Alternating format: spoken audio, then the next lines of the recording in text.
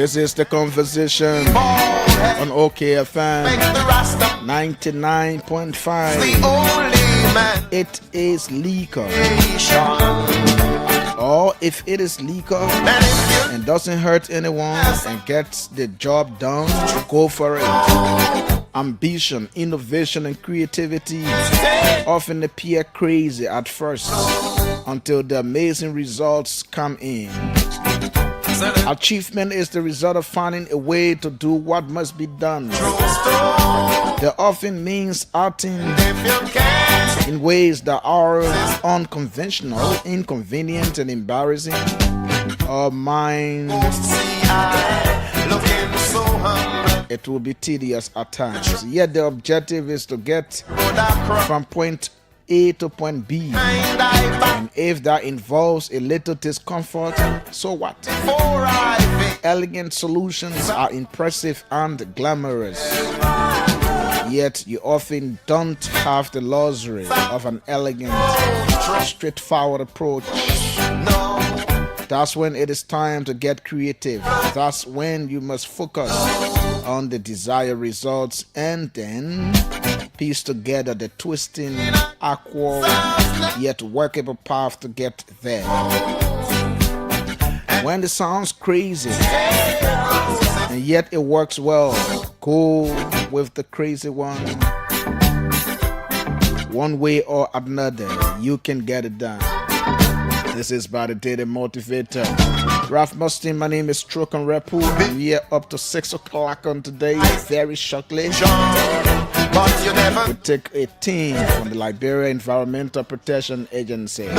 So the conversation will take a little bit of shift. Our talking segment will not be utilized on today because we will have to take the team from the EPA. My name is Trokon Wrepue. Stay with us. Don't you go anywhere. Let's go around the African continent to hear what's making news in other parts of the continent.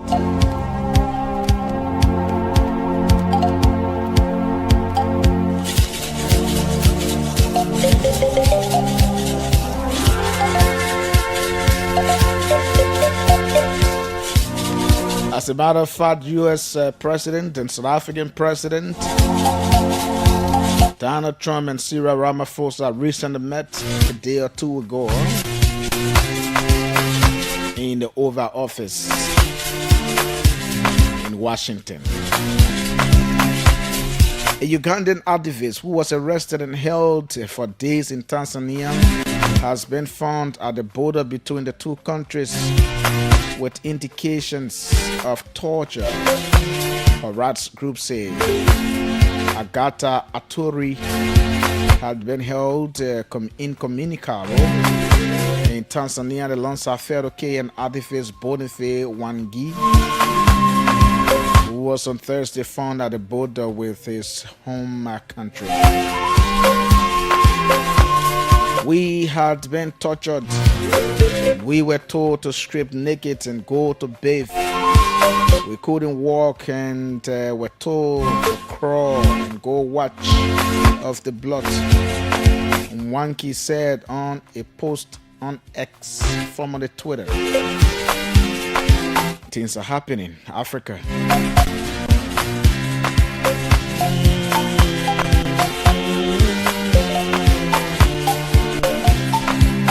The Democratic Republic of Congo Senate has stripped former President Joseph Kabila of his immunity, paving the way for his prosecution over the alleged backing of rebels in the east. Authorities have accused him of treason and war crimes, saying there was substantial body of documents, testimony, and material facts linking Kabila to the M23 armed group, which has been control of several towns in the mineral-rich East.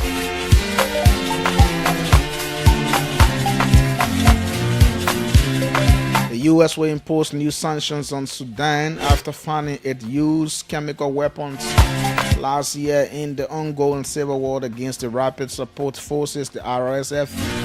The State Department has said U.S. exports to the country will be restricted and financial borrowing limits put in place for June 6. A statement from spokesman Tommy Bruce read. Let us take a break. We will be right back. Right after that break, we'll take the fast check, and then up next will be the folks from the Environmental Protection Agency. Stay with us. Don't you go anywhere. You pay attention. All of us that can use the road. If you're driving or using motorbike or even keke, if you're in a city or even on a highway, it's very important to know the rules of driving. The simple rules that can keep all of us safe. You must always wear your seatbelt. Back rider, you and the person behind you must always wear your helmet.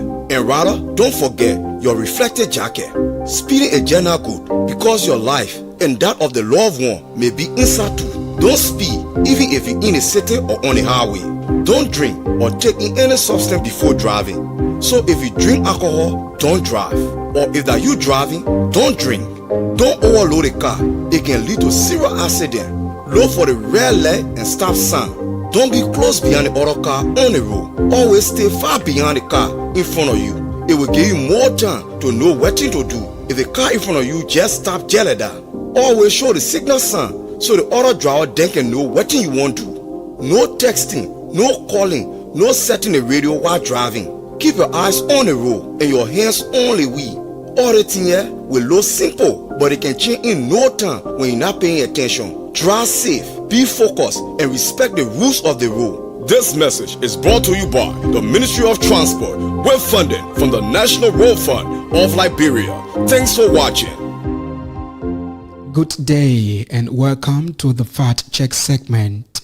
This segment debunks disinformation and it provides the verified facts of statements made online and on the radio. My name is Wrepue, and today we'll be fact-checking claims made in the last couple of days. On May 13, Annie Flomo, Program Officer at the National Food Assistance Agency, claimed on Spoon FM that 47% of Liberia's population is food insecure. She added that 37% are moderately affected and 8% do not know where their next meal will come from.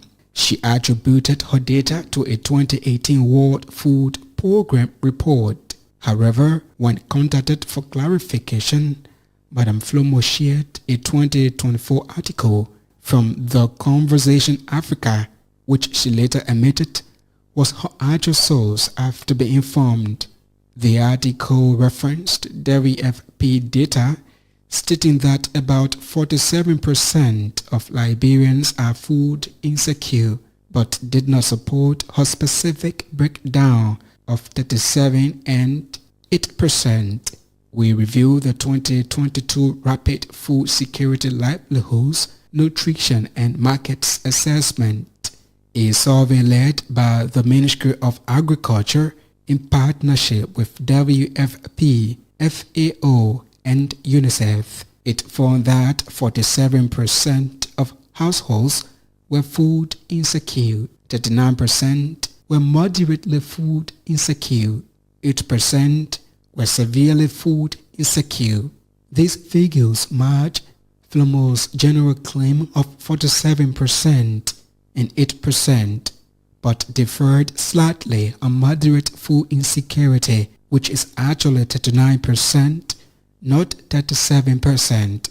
The WFP's 2022 and 2024 annual country reports for Liberia also cite the Rapid Food Security Livelihoods, Nutrition and Market Assessment as the most recent National Food Security Survey and confirm that over 2 million people, or 47%, are food insecure, with 8% facing severe food insecurity. Based on these findings, we conclude that Anis Flomo's claim that 47% of Liberians are food insecure, with 8% severely affected, is mostly correct. However, Her figure for 37% moderate food insecurity is slightly off. The actual figure is 39% according to the 2022 Rapid Food Security, Livelihoods, Nutrition and Market Assessments Report.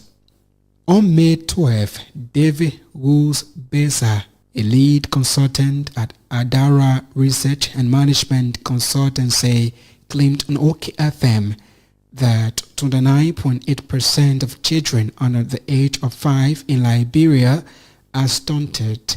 He cited the Global Hunger Index as his source while discussing the effects of stunting on a child's brain development.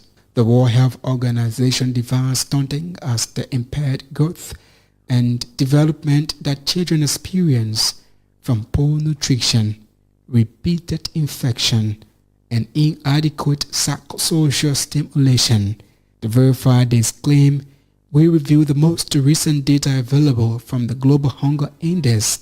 The Global Hunger Index is a tool used to measure and track hunger at the global, regional, and national levels. According to the 2024 Global Hunger Index, Liberia ranks 120th out of 127 countries with 29.8% of children under 5 stunted, 38.4% of the population undernourished, 3.4% of children under 5 wasted, and 7.3% of children dying before their 5th birthday.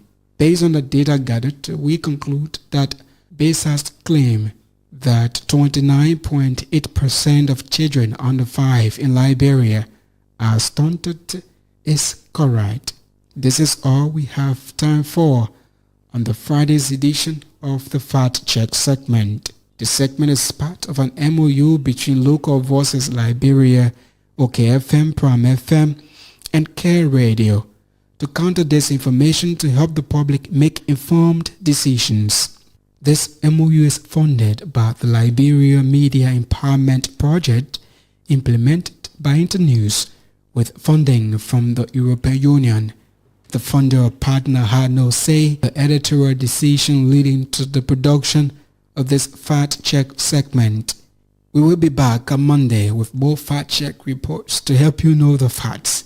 If you want us to fact check a claim for you, please send us a text to WhatsApp on 0777556296 and we will check for you. Also follow us on Facebook at Local Voices Liberia, X at LVL Fact Check, and go to our website at www.localvoicesliberia.com. I am Siawe Miapu. Thanks for listening. Goodbye. Thanks to Siawe Miapu, Alpha Sekweni, and the rest of the team at Local Voices for the Fast Check report. Missing this information are very dangerous, like we will say always. Well, my name is Trokon. We have with us in our studios 3 distinguished employees of the Environmental Protection Agency. And for the sake of our viewers, they will introduce themselves so that you can match the faces with the voices, and then we can start our conversation. Well, we're going to talk about the environment and a lot of things they are involved with. Let's start with you, man. Just call your name, which department you're from. Okay. Good afternoon. I'm Miss Senema M. Coleman. Serve as the Assistant Director for the Outreach Unit Department of Intersectoral Coordination, Environmental Protection Agency. Good. Let's hear you. Hello to our host and to the listening public. Hello, too.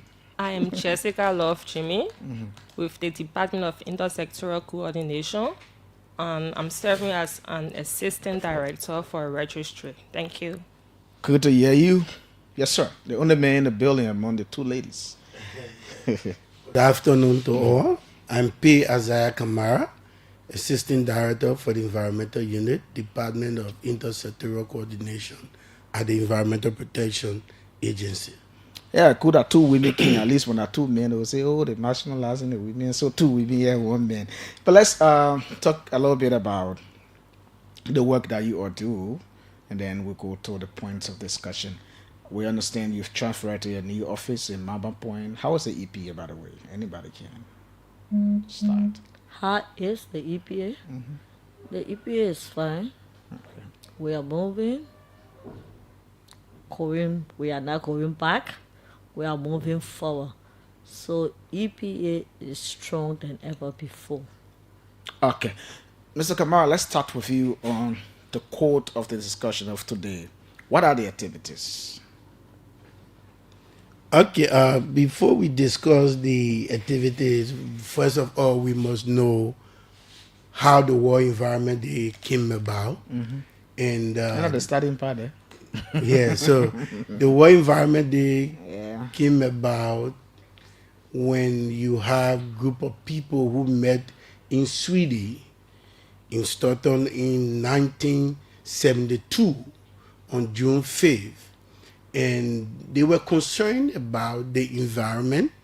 And then when they met in Sweden, they came up with a resolution.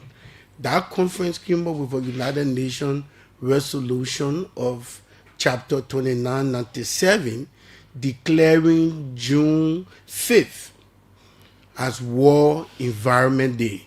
So it was set aside for World Environment Day, and it was set aside purposely for us to reflect and then direct our attention to the conservation and the preservation of the human environment, and to ensure that the environment, it is a major priority to mankind. So they came under the slogan of only one earth. Okay. Yeah, so Only it one came earth. under the slogan of only one earth. So from that time to now, June 5th is celebrated as World Environment Day. Okay, let's. I mean, you've said the basis. Let's look at the importance of celebrating such a day. Why a lot of Liberians out there wouldn't know why you environmentalists will attach a lot of importance to observing or celebrating World Environment Day. If you were to ask me why we celebrate World Press Freedom Day, I will answer, but I don't know much about what you're celebrating. Like thousands of our listeners, so we can just hear from anybody what it means, what is the importance attached to that day. Okay, the importance of celebrating World Environment Day, as I said earlier, after the Stockholm Convention in Sweden, because it was after the Industrial Revolution. Then during the Industrial Revolution, man has separated himself from nature. Yeah. Because man was working and not living a conducive life. The ecosystem was being destroyed. So Great Britain happened to be the first country to alarm about the environment. And then they came out and said, we only have only one earth. We must protect the earth, preserve the earth, conserve the earth for the future and the present generation. So these ideas came about that the World Environment Day is so unique to us, because if we destroy the environment, where do we go? So these are ideas they put together that make June 5th of every year significant to mankind. If the environment was not conducive, I won't be in your studio today discussing about World Environment Day. If the environment was not conducive, you won't have walked to come here and then have the talk show with us. So the environment, it is our dwelling place. So we must protect the environment. This is why the World Environment Day is important. Okay, you want to add up? Yes, just to add up to what my colleague said, the essence of World Environment Day is to raise awareness, provide education to the people, and make them to understand the importance of the environment into our life.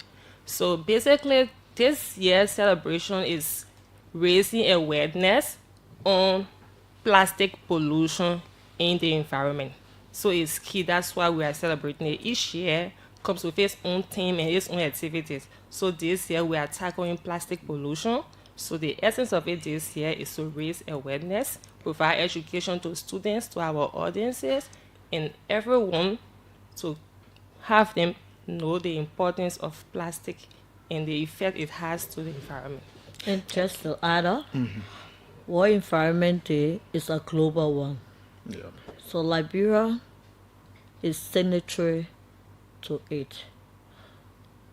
So it's a global thing. Every year it's been celebrated.